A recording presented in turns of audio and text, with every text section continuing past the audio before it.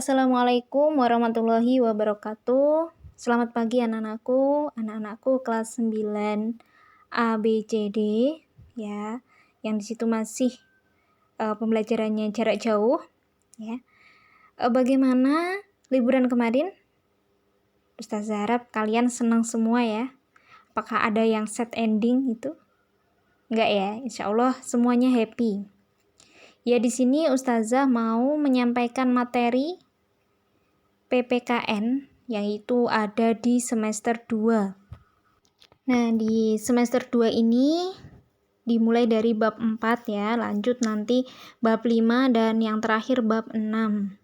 Nah, itu nanti ada beberapa materi yang Ustazah sampaikan, yaitu di bab 4 ini ada keberagaman masyarakat Indonesia dalam bingkai Bhinneka Tunggal Ika. Nah, nantinya kalian akan mempelajari juga makna persatuan dalam kebangsaan, kemudian prinsip persatuan dalam kebangsaan. Kemudian kalian juga menemukan lagi permasalahan apa saja dalam keberagaman dalam masyarakat Indonesia. Terus bagaimana upaya untuk pencegahan konflik yang juga bersifat SARA, itu nanti kita pelajari di bab 4. Nah, untuk yang bab 5 itu nanti kita pelajari harmoni keberagaman masyarakat Indonesia. Nah, itu nanti poin-poinnya yaitu ada makna harmoni dalam keberagaman sosial budaya, ekonomi, dan gender dalam Bhinneka Tunggal Ika. Kemudian kita pelajari juga apa aja permasalahan yang muncul dalam keberagaman itu, dan kita pelajari upaya penyelesaian masalah tersebut. Itu di bab 5.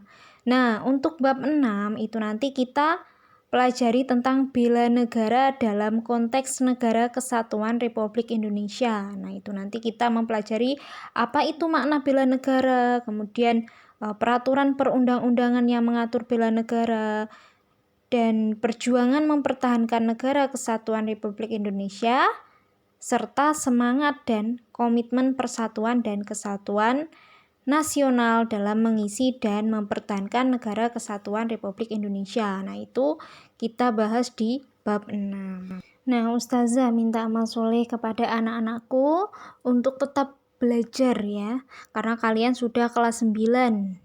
Ini nanti akan ada ujian-ujian ya, kalian harus siap. Siap nggak siap ya harus siap gitu ya. Nah, ini nanti akan ada penilaian-penilaian. Nah, PPKN kan ada nilai sikap, ada nilai keterampilan, dan juga nilai pengetahuan. Nah, kalian juga harus menguasai ketiga nilai tersebut. Jadi misal Ustazah memberikan tugas ya kalian kerjakan sapol kemampuan. Kemudian Ustazah meminta misalkan merangkum itu ya kalian ya supaya merangkum. Terus apabila Ustazah meminta kalian untuk mengerjakan soal ya supaya dikerjakan. Itu nanti nilai-nilai itu ya sesuai kemampuan kalian. Kalau misalkan kalian kemampuannya minim atau kurang disiplin ya Ustazah tidak bisa memberikan nilai yang bagus, karena disiplin aja kurang gitu loh, apalagi Ustazah memberikan nilai yang bagus, itu sangat mustahil ya. Kecuali kalau kalian misal nggak bisa mengerjakan, tapi di situ kalian terus mencoba, ini gimana caranya, seperti itu, tanya-tanya. Misalkan di situ nilainya jelek, itu karena kalian rajin, itu ada nilai plus tersendiri untuk kalian itu.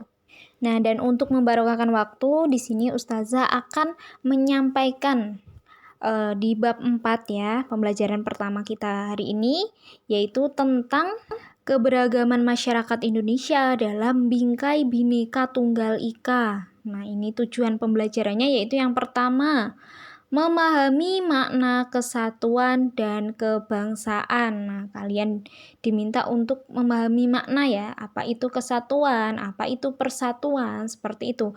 Kemudian yang kedua, memahami prinsip persatuan dan keberagaman suku, agama, ras, dan antar golongan. 3. Menjelaskan permasalahan keberagaman masyarakat Indonesia. 4. Menjelaskan permasalahan yang mungkin timbul dari keberagaman masyarakat Indonesia. 5. Menjelaskan upaya pencegahan konflik yang bersifat SARA. 6. Menjelaskan peran tokoh masyarakat dalam upaya penyelesaian masalah. Nah, itu tujuan pembelajaran di bab 4. Nah, coba kalian perhatikan lingkungan di sekitar rumah kalian. Apakah di lingkungan masyarakat itu ada keberagaman? Pasti ada kan ya? Pasti ada. Semua itu pasti ada keberagamannya. Apalagi di negara Indonesia ini. Nah, keberagaman Indonesia itu contohnya yaitu perbedaan agama ya. Nah, perbedaan agama itu apa? Ya, seperti contohnya agama di Indonesia itu ada Hindu, ada Islam, ada Kristen, ada Buddha, Katolik, ada Konghucu. Lalu bagaimana sikap kita terhadap orang yang di situ berbeda agama? Ya, sikap kita ya supaya toleransi antara satu dengan yang lain. Nah, itu. Kemudian kita ke makna persatuan dalam kebangsaan. Persatuan itu apa? Kesatuan itu apa? Persatuan adalah perkumpulan dari berbagai komponen yang membentuk menjadi satu. Nah, sementara kesatuan adalah hasil perkumpulan yang menjadi satu dan utuh. Nah, negara Indonesia ini kan terdiri dari berbagai suku ya, berbagai suku, ras, agama, dan kebudayaan. Lalu dari banyaknya perbedaan, bagaimana caranya kita untuk bersatu?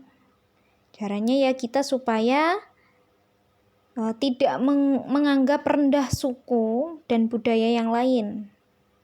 Tidak menganggap juga suku dan budayanya itu paling tinggi atau paling baik.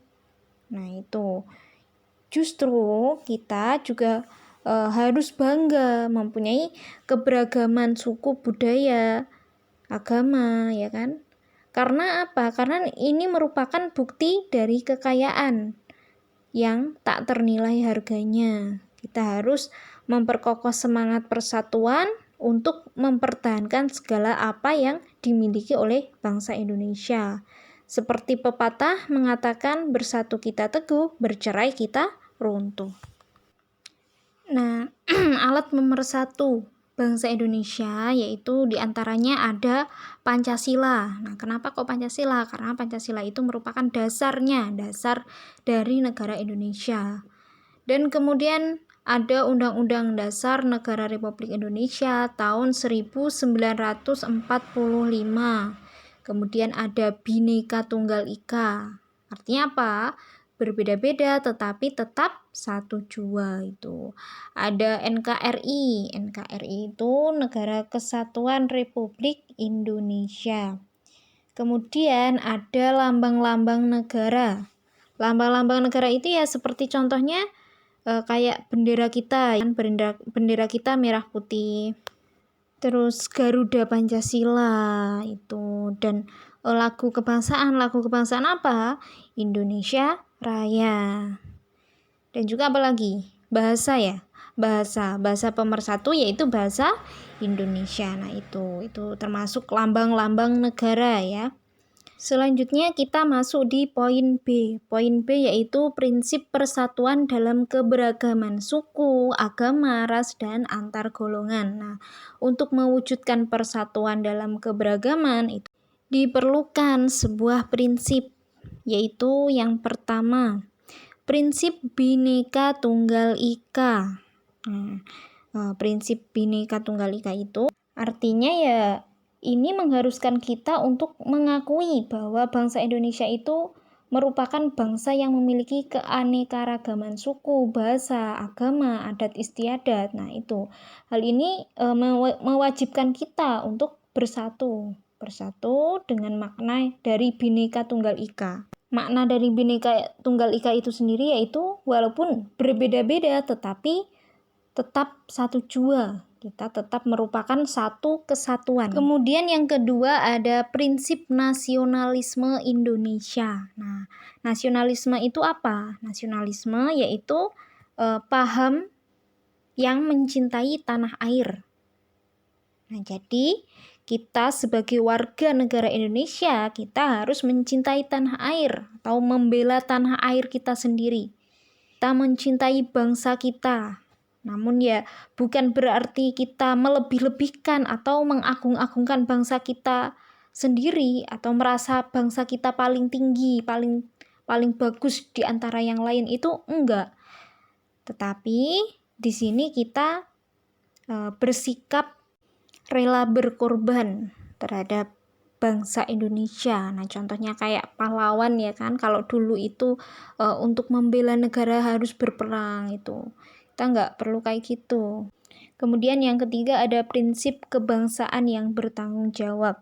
Nah, maksudnya apa? Jadi setiap warga itu memiliki kebebasan untuk melakukan sesuatu. Nah, tapi bebas itu ya jangan sampai bablas ya. Maksudnya ya misal kita dikasih kebebasan untuk berpendapat. Nah, dikasih kebebasan untuk berpendapat, jangan sampai di situ kita berpendapat yang menyinggung perasaan orang lain. Seperti itu ya, jangan sampai ya. Kita bebas untuk hidup. Kita bebas untuk hidup ya jangan sampai kita membunuh orang lain. Tuh. Itu namanya bebas tapi bablas ya. Kita jangan sampai seperti itu. Nah, maksudnya di sini yaitu kebebasan itu harus bisa dipertanggungjawabkan di hadapan Tuhan, hadapan manusia, serta kepada bangsa dan negara itu. Kemudian yang keempat ada prinsip wawasan Nusantara. Nah, maksudnya di sini wawasan Nusantara itu adalah cara pandang bangsa Indonesia tentang diri dan lingkungannya yang merupakan suatu kesatuan ideologi, politik, ekonomi, sosial, budaya, dan pertahanan keamanan. Nah, dari situ manusia Indonesia itu merasa satu, merasa senasib, sepenanggungan, sebangsa dan setanah air, serta mempunyai satu tekad dalam mencapai cita-cita pembangunan nasional. Dan yang terakhir di sini ada nomor 5 tentang prinsip persatuan pembangunan untuk mewujudkan cita-cita reformasi. Nah, jadi dengan semangat persatuan Indonesia kita harus dapat mengisi kemerdekaan serta melanjutkan pembangunan menuju masyarakat yang adil dan makmur sebagai salah satu cita-cita bangsa di era reformasi ini. Nah, kita hidup di negara Indonesia ini banyak sekali ya keanekaragaman dari berbagai suku, bangsa, bahasa, adat istiadat, dan lain sebagainya. Nah, sebenarnya keberagaman itu merupakan sebuah potensi. Akan tetapi juga ada tantangannya. Nah, kenapa kok bisa dikatakan potensi? Ya, karena bangsa Indonesia ini menjadi bangsa yang besar karena kekayaannya melimpah, karena banyak perbedaan-perbedaan itu, macam-macamnya itu termasuk kekayaannya melimpah. Nah, tapi kok bisa dijadikan tantangan?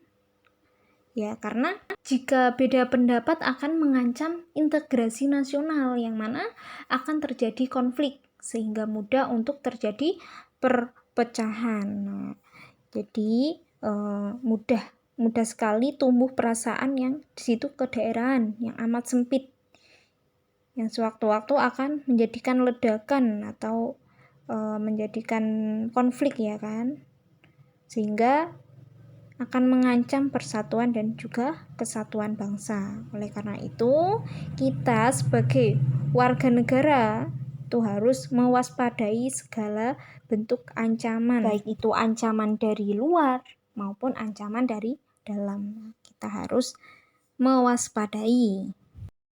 Ya, cukup sekian pembelajaran pada pagi hari ini. Atas perhatiannya, Ustazah syukuri dengan ucapan syukur. Alhamdulillahi jazakumullahu khairah.